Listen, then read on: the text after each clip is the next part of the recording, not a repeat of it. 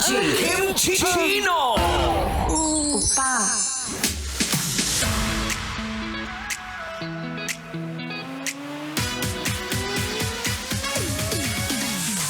Sa dinami-rami ng blessing sa mundo, ang love life ang hindi nakuha ni Kim Chino.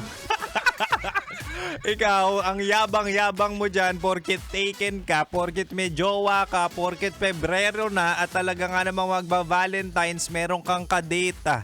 Napakayabang mo. Diba? Ang daming mayabang ngayon pero yung iba nasa relasyon naman na kung saan parang nagtitiisan na lang naman sila. Huy! Mahal, mahal, mahal! Ano yung sa'yo, Kim Chino yung nito? Ayos. Ako na naman to na gusto ko nang umuwi agad.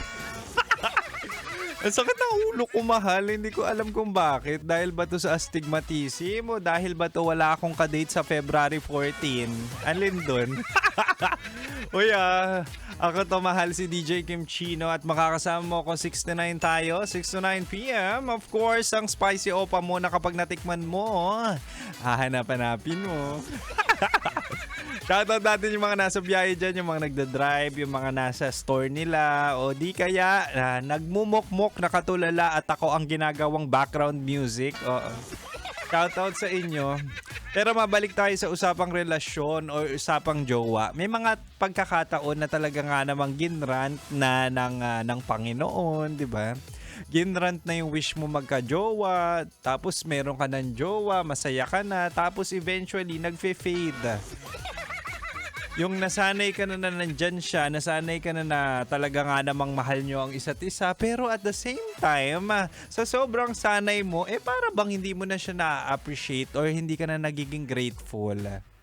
Minsan kailangan mo rin ng reminder Kailangan mo rin ng reminder na you are blessed. Hindi lang sa pera, hindi lang sa pamilya, pati na rin sa love life. Kaya it's time tonight para naman makita natin kung swerte ka talaga. Oo. Kung swerte ka talaga sa love life, okay? Kasi sa Chinitox, usapang pag-ibig mula sa chinito ng buhay mo, ibibigay ko ang 3 signs na ikaw ay swerte sa jowa. Sana all. Sana all. Anyway, sabi ko nga dito, mahal, una, ang swerte mo sa jowa mo kapag pinaparamdam niyang safe ka. Hindi lang talaga by presence, no, kundi emotionally at mentally. So, hindi ka matatakot. Hindi ka matatakot magsabi ng problema, insecurities, ano pa ba, kaya mo mag-open kasi alam mong pakikinggan ka at without judgment. 'Di ba? Kapag sa tropa ka minsan nag-open up or even sa family mo, may judgment pa yan Pero kapag nakahanap ka ng jowa na willing to listen, willing to talk to you, and at the same time, hindi ka i-judge siya, ay naku, siniswerte ka na. Saan ba meron yan? Ang gigigil ako, wala akong mahanap na ganyan.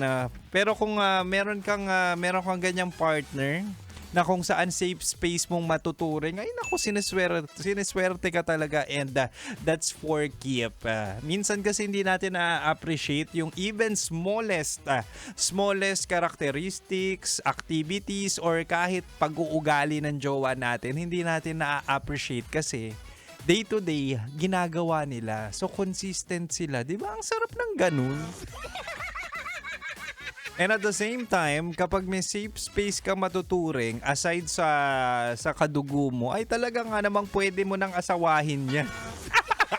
Di ba? Kaya ka nag-jowa para magkaroon ng asawa in the near future. So, isa na yan sa chechikan mo. Isa na yan sa chechikan mo na talaga nga naman, ay pwede ko nang i-step up itong relasyon namin. From jowa to asawa. Oo, hindi kabit Di ba? So marami pang things to consider para masabi mong swerte ka sa love life at swerte ka sa jowa mo. So don't worry. Si Kim Chino ay magbabalik at si Kim Chino ay magbabalik kasi meron pang ang dalawa at hanggang 9 p.m. pa ako. But for now, balik na muna tayo sa pangmalakasan music. And dito ka lang, of course, dito ka lang sa akin at dito ka lang sa 90.7 Love Radio. Kailangan pa bang i-memorize yan? Basic! Metro's #1 Love Radio.